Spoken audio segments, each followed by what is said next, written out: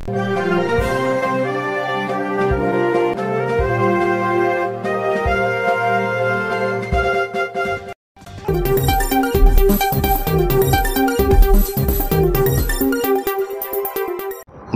शेवटच्या अधिवेशनामध्ये मी देखील विषय मांडला होता की नंदुरबार जिल्ह्यातले स्थलांतर होतं, त्याच्यापैकी जवळपास 70% स्थलांतर हे माझ्या मतदारसंघातलं आहे। त्यात तळोद्यापासून तर शहाद्याच्या पार राणीपूरपर्यंत एवढ्या मोठ्या प्रमाणात स्थलांतर होतं। तरी ह्या स्थलांतर रोखण्यासाठी या ठिकाणी MIDC देण्यात यावी असं मी मागणी केली। तर त्या ठिकाणी मला उत्तरामध्ये हे देण्यात आलं की ऑलरेडी नंदुरबार जिल्ह्यात आम्ही 2 MIDC दिलेले आहेत, नंदुरबारला MIDC दिलेले आहेत।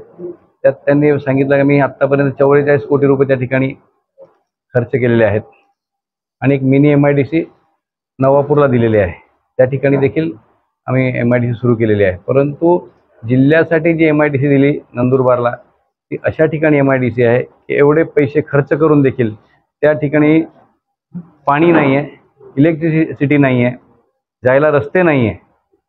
अशा ठिकाणी ती जागा त्यांना मिळाली, जागाच नव्हती त्या ठिकाणी, अशा ठिकाणी ती MIDC निर्माण करण्यात आलेली आहे। म्हणून ती अद्यापपर्यंत त्या ठिकाणी सुरू होऊ शकलेली नाही। तर ती रद्द करून माझ्या मतदारसंघात द्यावी, जेणेकरून माझ्या मतदारसंघामध्ये संपूर्ण साधनसामुग्री आहे, त्या ठिकाणी पाणी आहे। MIDCला सर्वात जास्त पाणी लागतं आणि MIDC इन्कम जे असेल ते पाण्यावरच असतं, मॅक्सिमम इन्कम MIDCचं। माझ्या ठिकाणी पाणी देखील आहे, माझ्याकडे इलेक्ट्रिसिटी आहे, रस्ते आहेत, जागा देखील आहे, तर माझ्या ह्या ठिकाणी द्यावी अशी मी विनंती केलेली आहे। तर त्या दृष्टीने मी येणाऱ्या काळामध्ये मी सत्तेमध्ये असो किंवा विरोधात असो, मी रस्त्यावरती उतरून त्या ठिकाणी माझ्या शहादा तळोदा मतदारसंघासाठी MIDC मागणी करणार आणि हा स्थलांतराचा प्रश्न सोडवणार। सर्वे देखील झालेला आहे, नंदुरबार ते शहादा असा सर्वे झालेला आहे आणि त्यात अहवालामध्ये आपण त्या ठिकाणी म्हटलेलं आहे की नंदुरबार जिल्हा जरी त्याचे जिल्ह्याचं ठिकाण हे नंदुरबार असलं तरी आर्थिक कॅपिटल हे शहादा आहे।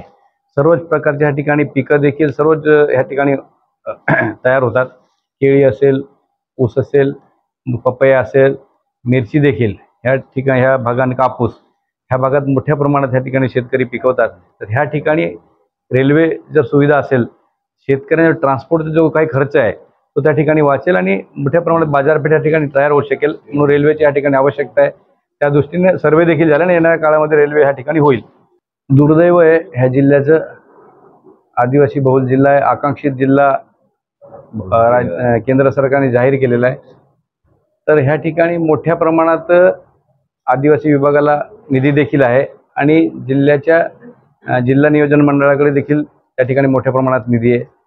जर आपल्याला जे काय आरोग्य केंद्र आहे, प्राथमिक आरोग्य केंद्र असतील किंवा ग्रामीण रुग्णालय असेल, तर आधुनिक करण्यासाठी काही मोठा निधी लागणार नाही। त्या ठिकाणी एक एक्सरे मशीन कितीचं येतं, एक MRI मशीन कितीला येतं, एक डायलिसिस मशीन कितीला येतं, एक CT स्कॅन मशीन कितीला येतं। तर आपण रस्त्यांवरती 100 कोटी रुपये खर्च करतो। हे सर्व गोष्टी जर आपण टाकल्या तर हे 50-100 कोटीमध्ये सर्वच हॉस्पिटलला त्या ठिकाणी उपलब्ध होऊ शकणार आहे।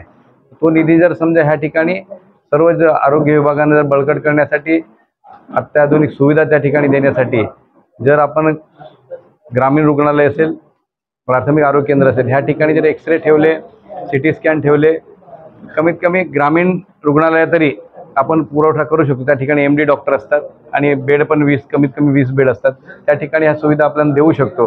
ह्या जर केल्या तर जो काही गोरगरीब जे काही पेशंट आहे, रुग्ण आहे, त्यांना प्रत्येक गोष्टीसाठी शहराच्या ठिकाणी, जिल्ह्याच्या ठिकाणी जावं लागतं, त्या ठिकाणी त्यांना सुविधा मिळाल्या तर ते ह्याचं रुग्णांचं प्रमाण देखील कमी होईल आणि त्यांना शासनामार्फत ज्या काही आरोग्य सुविधा त्या ठिकाणी त्यांना मिळू शकतील असं मला वाटतं।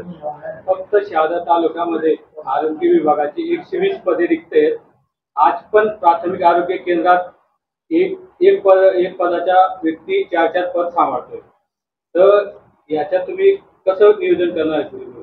मी संपूर्ण माझ्या मतदारसंघाची आणि जिल्ह्याची देखील मी किती पदं रिक्त आहे ह्याची संपूर्ण माहिती मी जिल्हा सिव्हिल सर्जन असतील आणि जिल्हा आरोग्य अधिकारी असतील त्यांच्याकडून संपूर्ण मागवली आणि मागच्या अधिवेशनामध्ये मी त्या ठिकाणी मागणी केली की माझ्या जिल्ह्यामध्ये सर्वात जास्त दुर्गम भाग देखील आहे, त्या ठिकाणी गरोदर माता आणि सिकल सेल सारखा आजार आहे, कुपोषण आहे, त्या ठिकाणी बरेचसे ह्या रोगांवरती वेळेवर उपचार न झाल्याने त्या ठिकाणी रुग्ण दगावतात.